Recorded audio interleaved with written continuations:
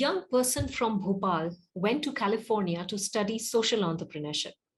That 1 year of her life left a deep impact and realization about the challenges, the opportunities, potential, and the talent in our country, India. She wanted to create an awareness among the people about the rural aspects, be it the weavers, the farmers, the working women of the households, or the social policies. Extensively, she started traveling and doing her research after she came back here, meeting people from various domains, industries, villages, and end to end supply chain processes of different industries to know and understand at the ground level how and what are these areas these women are involved into and their contribution. She started writing stories. The stories which not just spoke about the way and processes and challenges about these people and industries, but also the hope and opportunities that this country has in terms of business, growth, and development. She created a platform for women leadership, connecting stories of women creators and rural enterprises to the B2B platforms, incubators, investors, community, and organizations. Serving as the director of Mohanam Village and Heritage Center, rural innovator, she has founded the impactscientist.com as the Impact Scientist, which is now an initiative of Mohanam Center. A TEDx speaker, rural innovator, Forbes 30 under 30, national brand ambassador, SDGs, CIM SME, she is none other than Sahithi Divi. Thank you, Sahithi, first of all, for coming to my podcast, Intensify Life. And it is such an honor and so good to have you here finally. How are you doing? I'm doing great, and I feel really good talking to you. And thank you so much for choosing me to be on your show. Thank you so much. And you are looking lovely. And also, I see the amazing banner of Mohanam that you have there at your background. So I am really curious. Talking about my story, like people look at the background image on my Zoom. It's easy for them to relate to what I'm talking.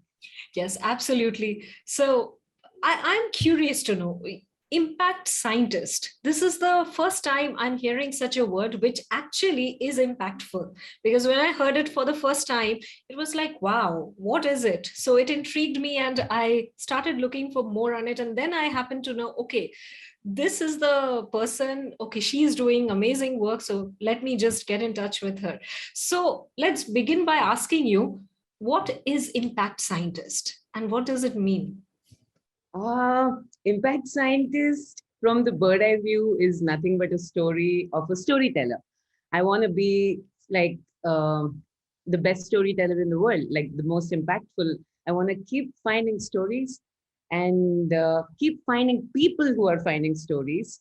And, it's coming together, storytellers coming together, impactful.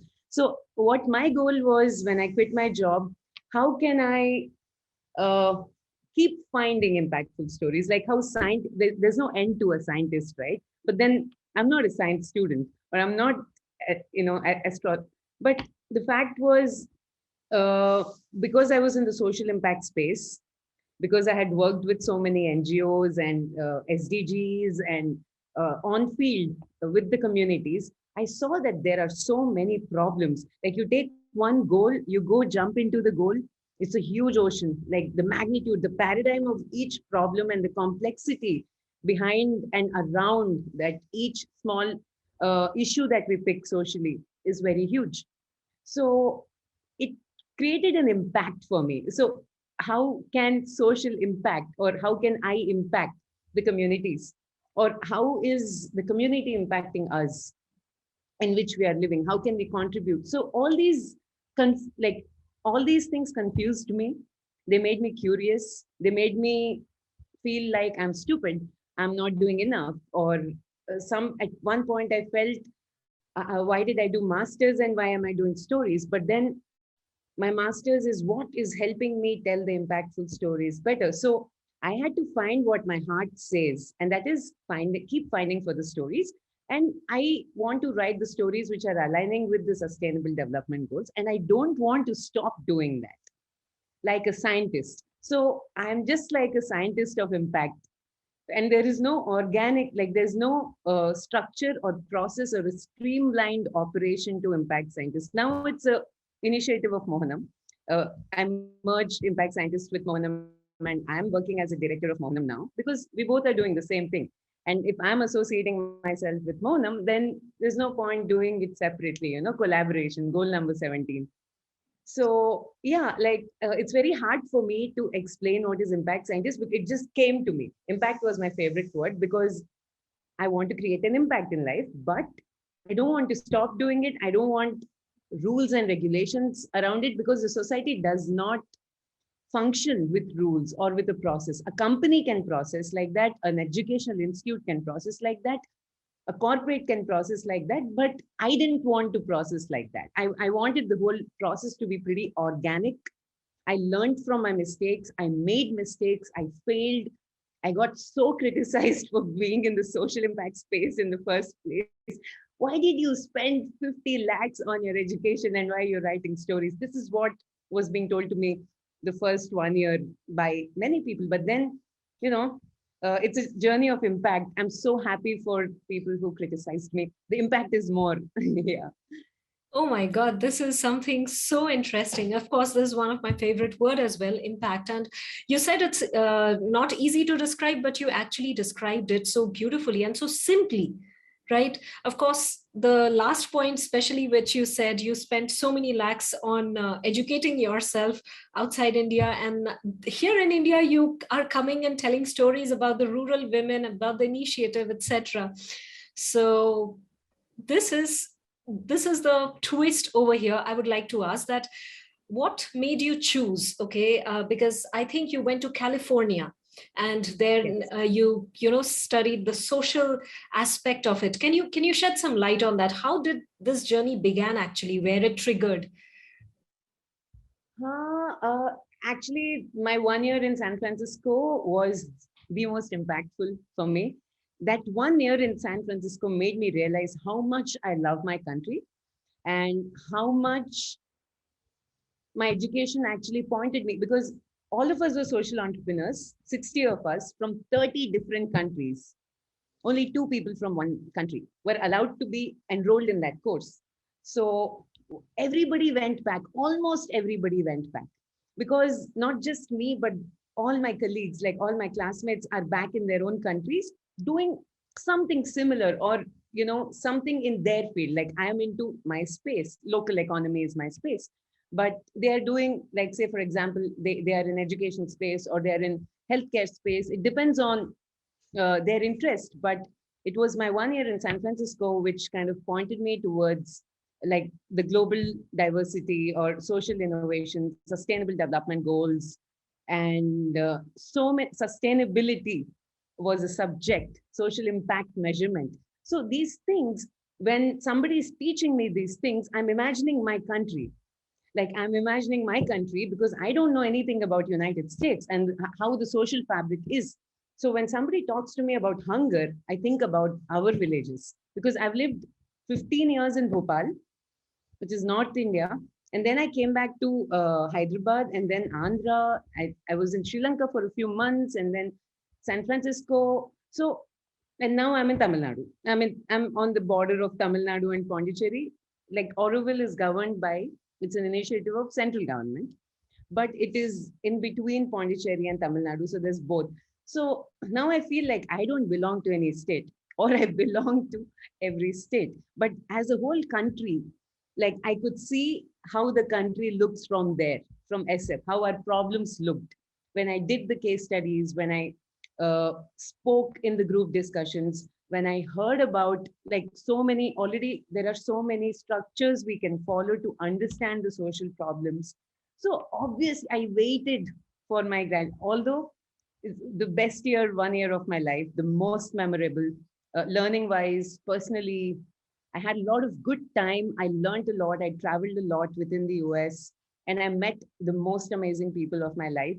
But everything pointed me towards what next? So, what are you going to do after 1 year of master's in social entrepreneurship in San Francisco? Are you going back to your developing nation or not? That was a question, because as a social entrepreneur, I can't be in a developed country. I can go to Africa and work because I feel like I can be more happy doing what I'm doing there rather than just not being able to create enough impact, which makes my heart happy. Everybody has their own chord that strikes them, right? So for me, I can't sit at home. I have to keep on moving. I need to keep finding the stories. And I have to spend time in all these supply chains to understand. Like if I touch the cashew supply chain, if I'm writing about the cashew women farmers, I spend 1 week there, right from the seeds to how it is packaged and going to Dubai. I want to know because that's what my 1 year gave me. So being able to structure these problems was also a learning from my master's in San Francisco. This is so beautiful because when you said about you spend so much of time in every supply chain, because you mentioned somewhere that for various industries you actually went there, stayed there, studied how it works from A to Z, and you bring out the stories. Can you share some detail about like how this entire process works? There are a lot of things that you guys take care of in terms of incubators, investors, B2B, the women leadership, the rural leadership that is there. So what are the aspects that get covered in it, and what are is the I would say what is the past that you have seen in all these years, and what is the potential future you see in this aspect of, I would definitely say, with respect to our country in this, because you are working actually at the ground level. So yes, what do you feel? So uh, when I initially started writing the stories, my wish was some people should read it because I want to create awareness, simply awareness, like be aware of the sustainable development goals. Then after few months, saturated, I would go like, okay, I've written enough stories about successful women, but I want to impact the rural economy. But how is this aligning with my vision? Like if I want to be a TEDx, then my strategy needs to be different. But if I want to impact the rural and local economy, then I have to be in the villages. So I started thinking, what am I doing in Hyderabad? Like I should be in the villages or at least tier two before going to tier three. Then I went to Andhra, like where I never lived. I went for summer holidays. I know all the villages. I have so many relatives there, but I lived in Bhopal, Hyderabad, and San Francisco. So I technically only go to Andhra for holidays to have 15 days of fun with my grandma and come back. But it was very comfortable for me to go back. Also, it was felt like home ground, people talking in my like language. It was easy to reach out to the local politicians. I went, and the local member of parliament, who had been elected as an MP for the first time in Rajahmundry. So I got in touch with him through my father, and he supported me with advising me on what are the major supply chains. He told me go and check out the bamboo. He said there's a cluster of weavers in his constituency which needs some light and some understanding. So it was organic. Like I knew what I wanted to do, and things were falling in place because I was subconsciously making those choices, like meeting the MP, meeting the local body leaders. I went to the women police station in every town I go. I go to the women police station. I try to like just talk to them because I'm a citizen. I want to know how things are functioning for women and how is the security, what are the major problems faced by the women in this area. So it helps you understand the place better wherever you're going to work. So it's because the whole town or a city would be run by corporates, NGOs, government, and individuals and institutions. So I would, and again, my masters gave me the clarity about these things, what are the key points or key elements that I need to consider in the story. So, but ultimately, when I go to the supply chain, it's my struggle. Some farmers will be welcoming, some won't be welcoming, some would get upset you're taking a video, some will doubt you, some will think you're making a lot of money by, actually exploiting them. And non-profits completely are structured and function differently, and corporates completely function differently. So for me, I worked in a global startup. And then I had my own website, which was just a storytelling platform. But then now I'm the director of a nonprofit again. But in my previous experience of working with the corporate, I had a chance to kind of work with almost 800 NGOs, but online. But that is what created a lot of turbulence in me, because I cannot really uh, function. Everything cannot be online, because there are some people who are technical experts who are supposed to make those beautiful tech products, like Sukendra, like Chezuba, the creator of Chezuba. Like, he created it. I worked with him. It was a great experience. But then I knew I want to be on the ground, right? So once you come on the ground and choose these stories and write about the supply chains, there was an organic increase in the LinkedIn community. And as I start giving the talks, I was invited by a Cisco woman talk, and then some more corporates like Invesco invited me to talk about the sustainable development goals. So I started increasing my reach, the network of being able to talk about this little bit of experience and about the sustainable development goals. So this kind of gave me many stakeholders for these stories. The stories are the core, but these stories, to answer your question, it needs partnership support. Sometimes it could be capital, marketing, sometimes packaging, business model development, or teaching them how to pitch, or how can they have a digital strategy, or how could they do the PR branding, and how can they scale it up, who should they reach out to. So there are a million things these stories or the beneficiaries of these stories would require. But again, I don't like to streamline everything in a process, because every story always require a different, every story needs something else. Mango farmers and cashew farmers are not on the same page. Their requirements are not same, their consumers are not same. The spending capacity of who's buying mango and cashew are not the same, but both of them are growing in the same village. So that is the complexity and the beauty of Indian villages. And we are able to grow things which can be sold in Dubai's airport. That is the power of India. Like, in Dubai, you can't grow cashew, like, but then Dubai's airport is the best airport. Everybody wants their products to be in the Dubai International Airport. But then Indian villages are able to grow what is already, ready for that market, for the global markets. But then what is missing? So this is powerful. This is so powerful that you just mentioned about the bits and pieces. It's like a puzzle. There are so many tranches as well. Yeah. It's like a puzzle. There are so many moving pieces. And when you actually rightly said, everything you can't do online, especially in the field of social entrepreneurship. And if you have to look for the talent in India, you have to scout through the main streets and the villages and all the people, not online. Maybe that is what I have experienced.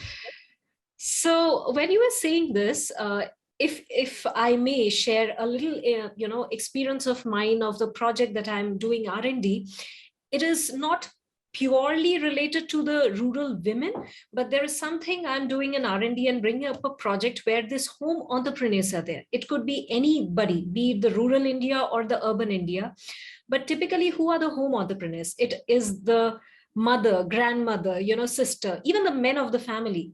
But what do? They make things in their home and they sell locally. Yeah. They sell locally, but their products are so amazing. If you happen to go to Kerala, you want to get those stuffs and come back. If you go to Tamil Nadu, you want to get those stuffs and come back, because you don't get those stuffs even if you just type in online. Okay, you may call some people, some distributors somewhere, but for that you need to have that knowledge of internet or the connections. Yeah. So it just sprouted from my personal experience when I was actually looking for some homemade stuffs. And then I happened to speak with some of the ground level vendors in terms of homemade stuffs that they have been doing from generations and generations.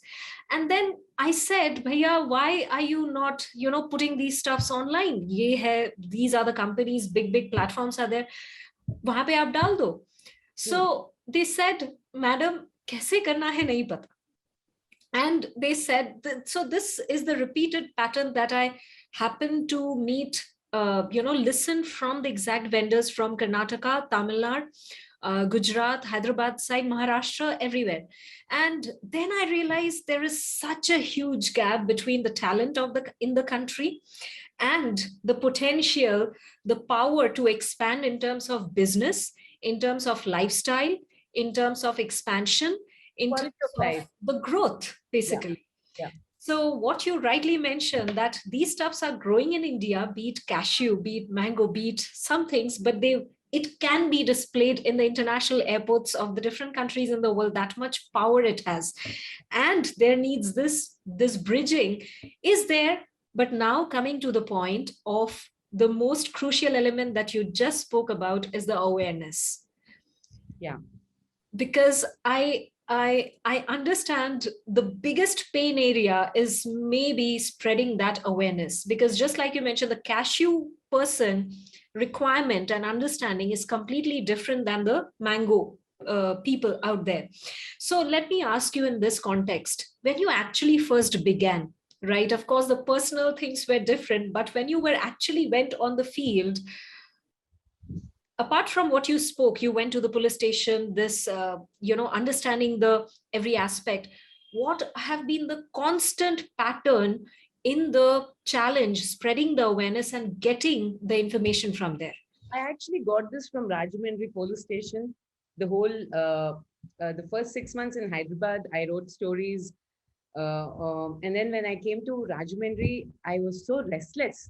I didn't know what to do. And like on day 3, I just got used to the new place. I just saw a women's police station and I thought, thank God, somewhere I can go and talk to. I went inside, I explained uh, I think SP about the whole idea. And then she said, do you know the power of awareness? As of what? She said, if half the India at least knows what the fundamental rights are of every human being, 70% of the sustainable development goals can be achieved by 2030.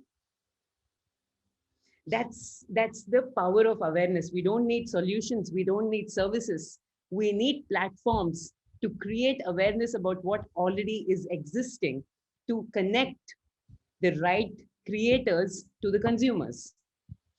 It could be art therapy, or it could be a very sophisticated resort. It could be a bamboo house, or it could be the most, you know, something else. But my point is, there are consumers of every type and there are creators of every type, but there are no connectors. Absolutely bang To the on the point, creators. so Yeah. powerful. So this journey of yours, how long you have been on this journey? I totally get that it started off with awareness. Now you are in the helping with Mohanam, expanding the awareness horizon, I would say. Apart from that, what are the other elements that you guys are actually bringing in the lives of the people?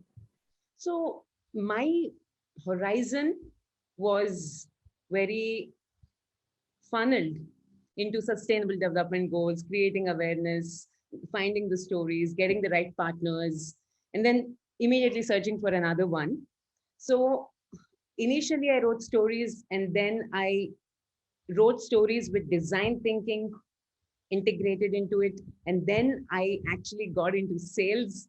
With when I was with Weavers, I experimented doing sales by myself and to understand the supply chain. But ultimately, when I came to Monam, is what I realized is you need to be able to do it consistently every day. Ultimately, to make an impact, you need a process.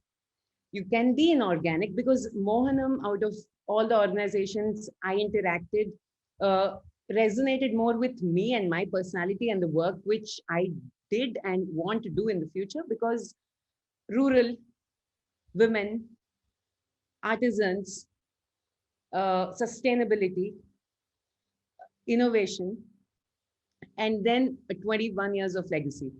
I mean, there's a growth curve to it. It started from zero to it's something today. So a dream that came true. So that's where I kind of came as a tributary and joined and like became part of that river, because I felt that I can't do much with what I'm doing just by myself. There's a lot of baggage I'm carrying when I'm only It's doing one 5:30. story a week. There's a lot of baggage, and I would like to, like, say, give my whole self more and more and more and be busy every day. And when I say busy, to find the happiness first, and then I found happiness. I volunteered here for 6 months. I understood the projects.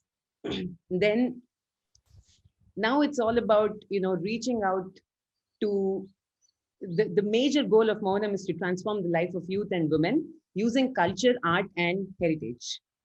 So that's the bird eye view. So it could be a workshop on tree house making, or it could be a sustainable bamboo, you know, home, or it could be indigenous music instruments, or it could be working with more than 250 artisans, or it could be 200 bamboo products. So all these things can be either, subsidized and can be used in a complex way.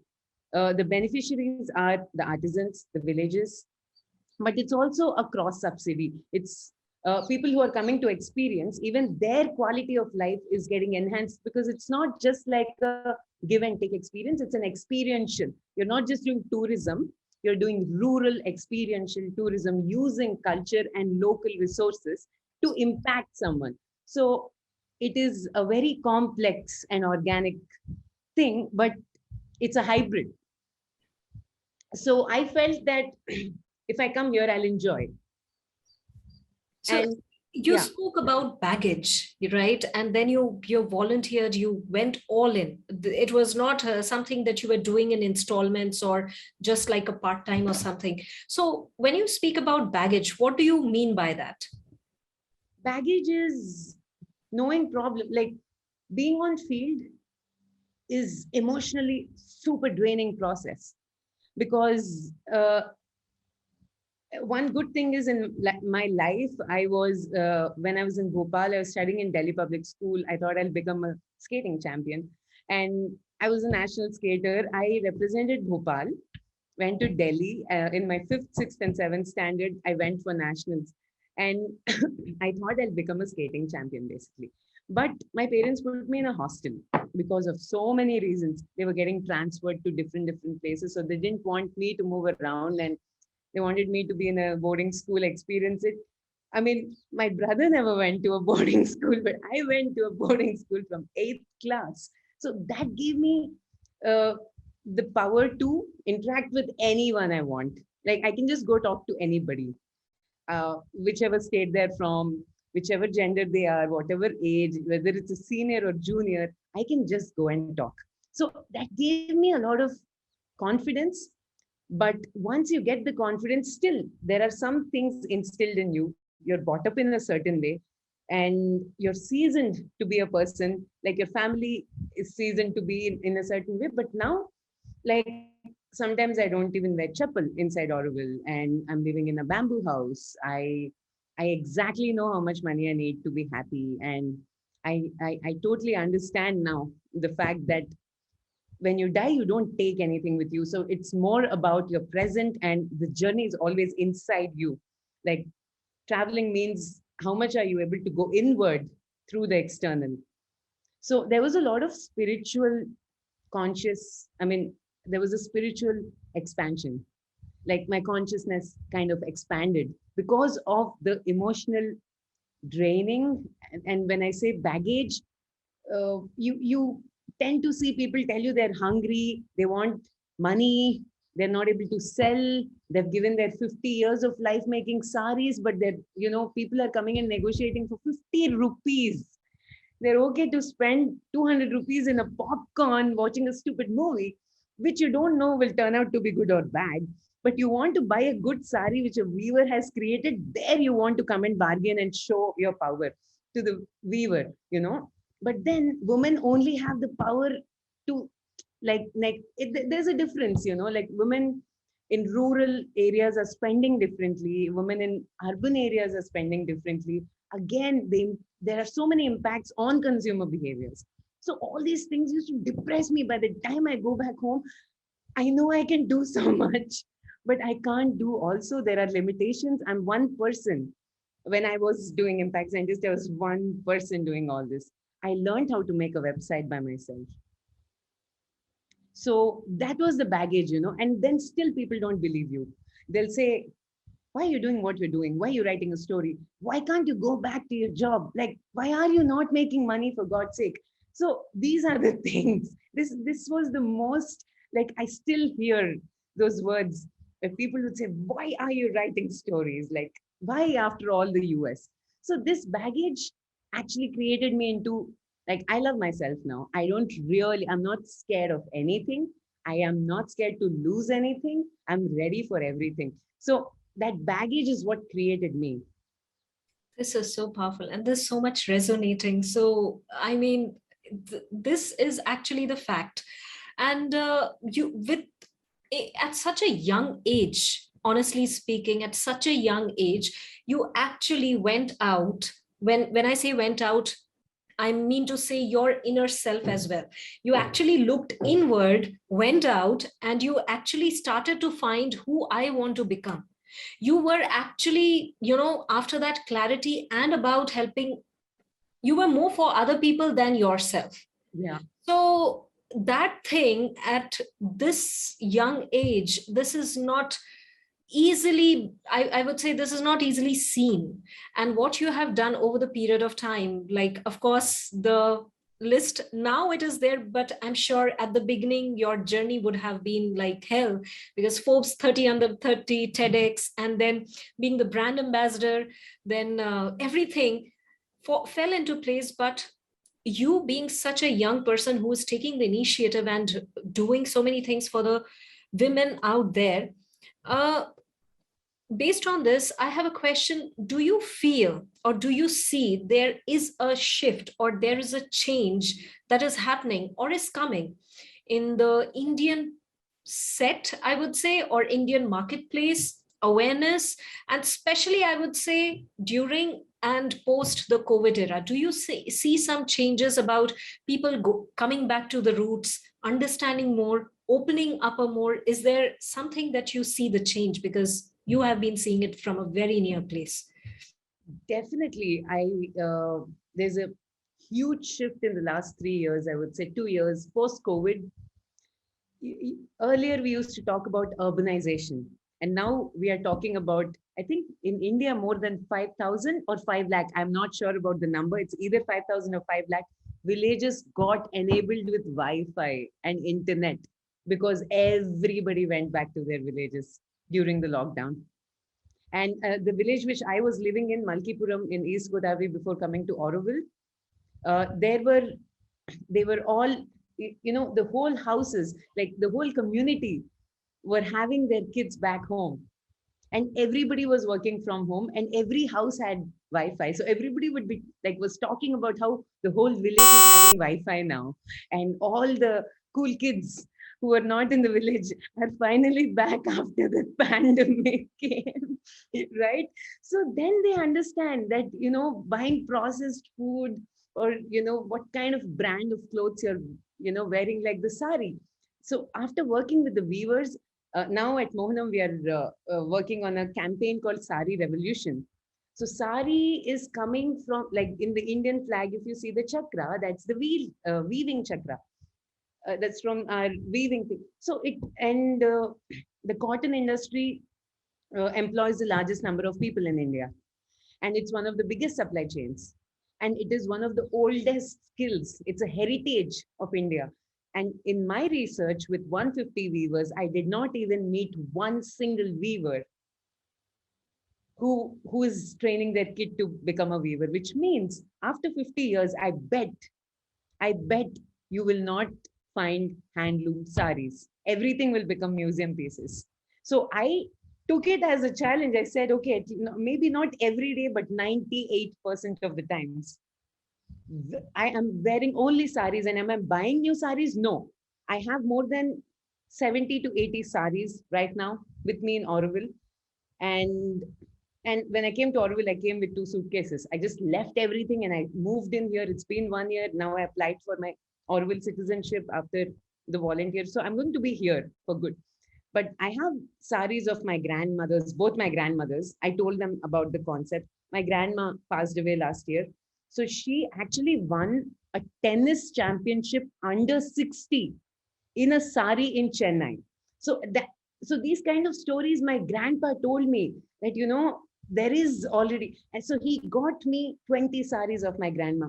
My mom gave me her mom's, my aunts. So on all the family groups and on Instagram, I gave Mohanam address.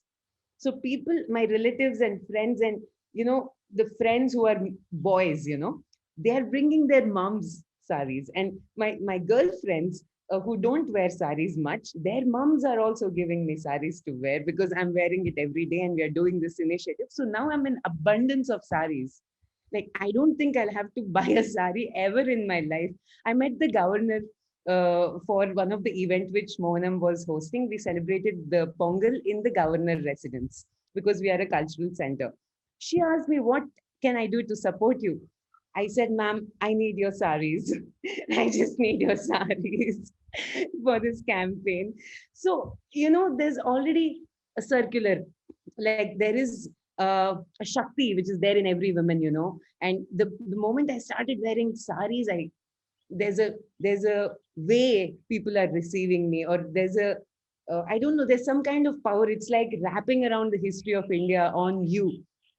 So yeah, it's part of the goal which Mohanam and we are doing. So things like these don't need a lot of effort or awareness. Also, the fact that I'm wearing sari every day, I can see how many people actually in Auroville have started wearing saris, and they told me that they're doing it. So rather than reaching out to maximum number of people, the impact should be deep.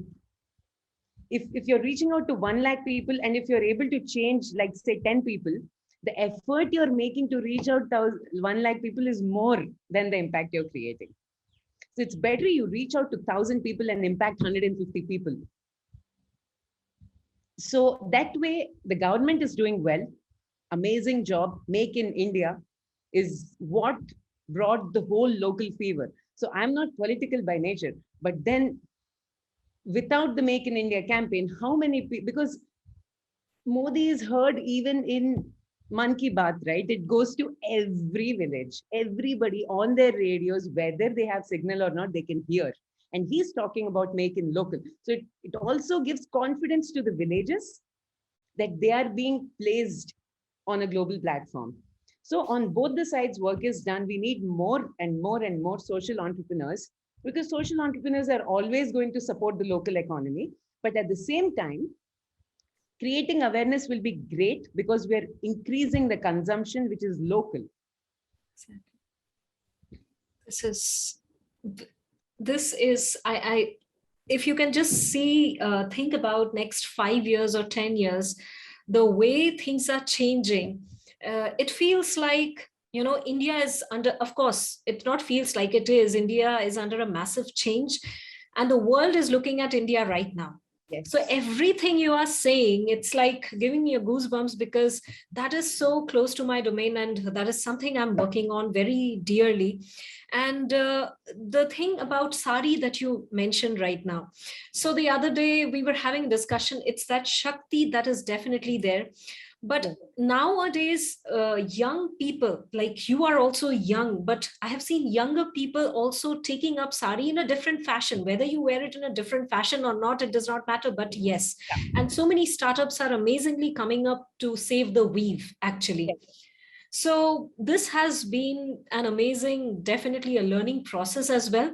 But now, on the other hand, I would definitely like to know, when Sahithi is actually not working with the women, with the strategies, the policies, etc., and not writing her stories, what do you do in your, like, if you have free time, what are the other things that you like to do?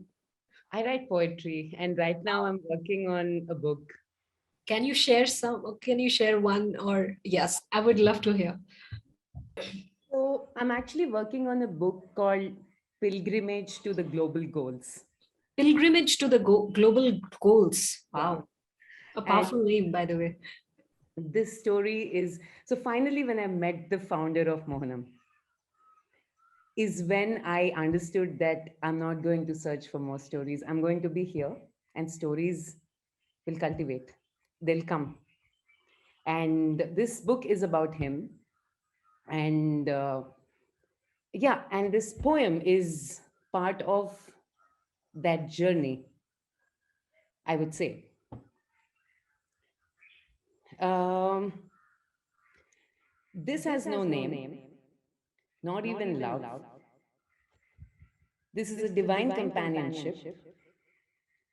Give me the power to enact your dreams. Forget my existence as a person. I am only an energy who will be in your surrender, in forest and palaces, in the mountains and temples, for community and for people. This powerful energy cannot take any shape because it's for our villages, our farmers, our army of believers. I'm just a flowing river. You can burn me with fire and pull me like vapor into your sky, but I will roar like a thunder and reach the ground like raindrops do. We are nothing and everything. Admire me from a few steps away and give me a place in your soul. This energy might destroy me, yet this is the only way to create. Speechless. Did this just came to you when you were writing about the impact, the energy? Yeah, yeah, I would say, because it's a very strong, like how Mohanam was created and the time I came, and how our dreams actually collided with each other in You can such a. just visualize it when you were reading it out, actually, honestly. So it's simply so beautiful. I was feeling full, so I had to write. Like when I feel that I can't handle any emotion, I think poetry is my only getaway. Wow. And I bet there are a lot of poetries. I mean, a lot of Yeah, poems that you have already written. yeah, I'm writing a lot these days. Maybe, yeah, I'm happy I'm able to write, like last year, the last few years of my life, I don't know why I could not write much. Now, I'm feeling so many things and there's so much happening around me, and the dream is so strong that I'm realizing so many things that I feel the need to write. Wow. And when is the book coming out? Definitely would love to. My goal is to launch it in August, This year, August. this year, August. I'll look out for that. Yeah, but I hope I can. Of course you can, and all the best. The one is so powerful, then I'm just waiting to read the other stuffs as well.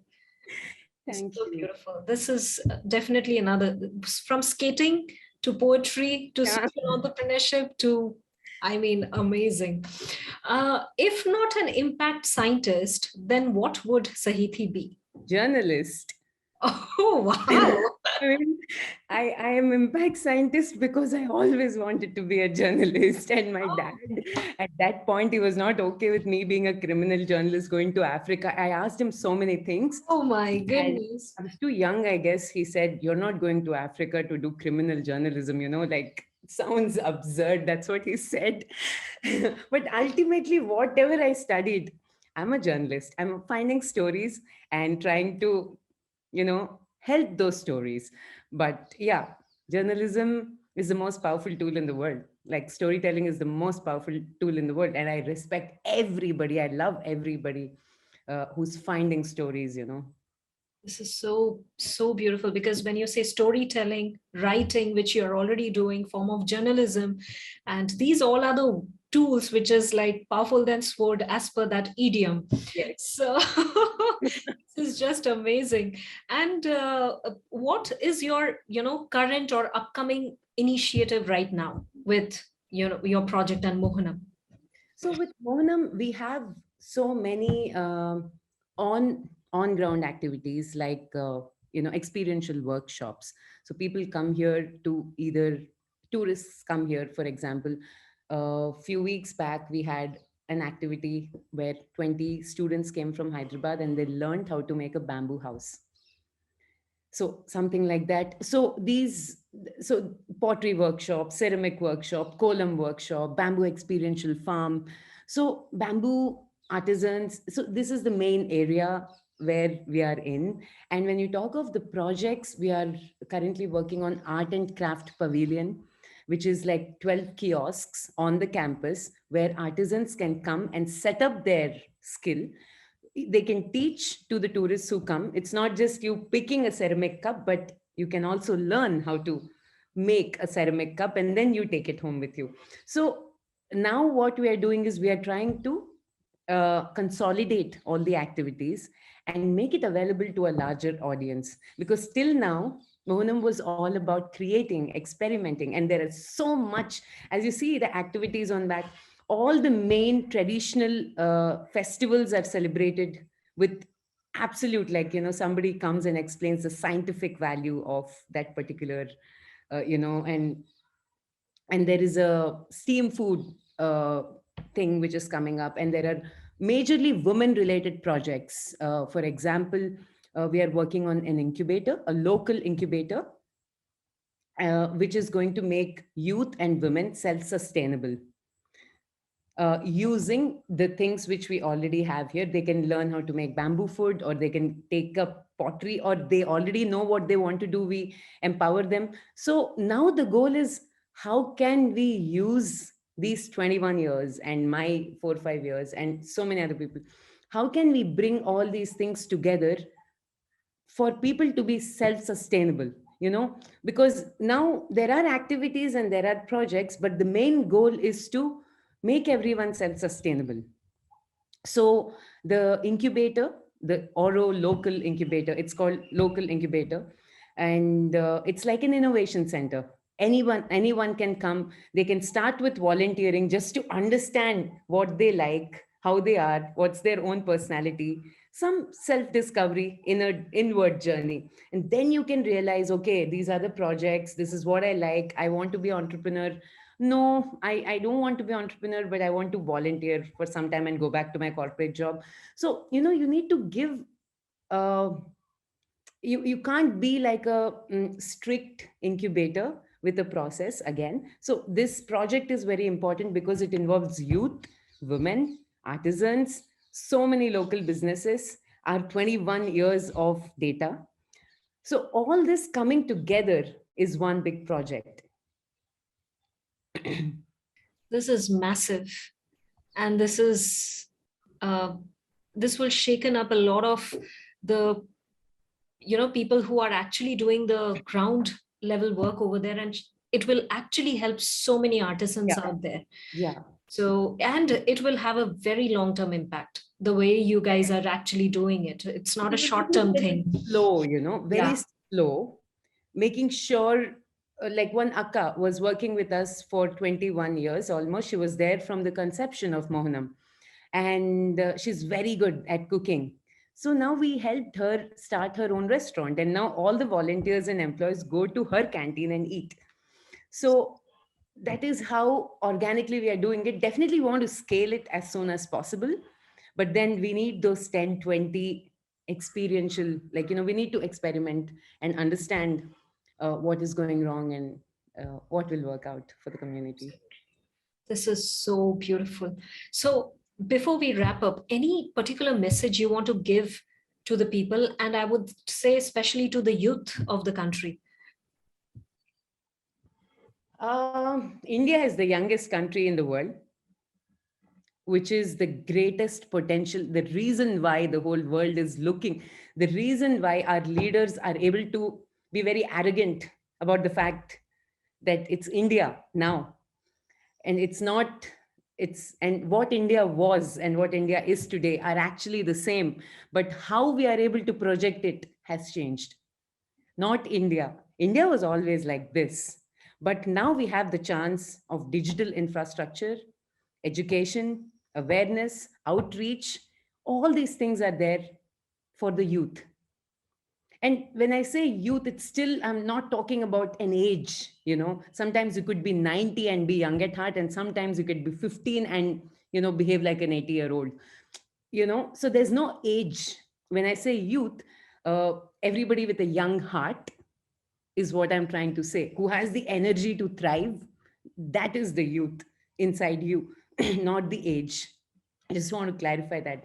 But yeah, give a lot of time to travel, meet new people, volunteer, because my volunteering experience is what shaped a lot of things in me, because you're away from home, you're on the ground, you're interacting with people, they're telling you your problems, and you are actually, like, you're having the power to make a change and make someone happy, right? So that really changes you as a person. And whatever ideas you have, discuss it with as many people as possible. Take all the criticism, very important. It's going to help you grow. And please listen to your heart, because when you're listening to your heart, everything is going to consume you and pull you down, question you, make you feel like it's not possible. But if so many things are trying to stop what you're doing or question what you're doing, it means you're doing something really different. So don't be scared to fail. Take a lot of risk, travel a lot, give a lot of importance to inner journey, like expand your consciousness, because unless you find your happiness, you can't unlock your whole potential. Like, you can't say that, okay, today I want money, after 50 years I want something, so I'll work for that now. Then you'll not be happy. You're always waiting when you can turn 60 and take a break and buy that house which you want, or drive that car which you finally want to. Do now. Whatever you do now is your tomorrow. That's what I realized, because there might not be a tomorrow. This is so powerful. Wow.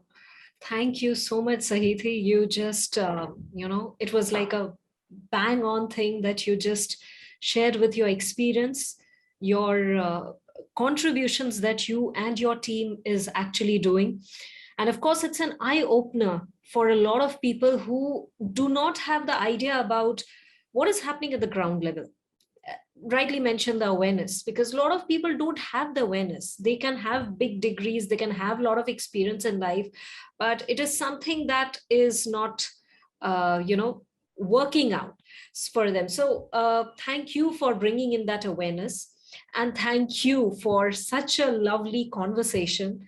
So thank you so much for being on Intensify Life podcast, and wish you all the best, and happy to see your journey, and definitely would wait for your book to come out. So thank you so much.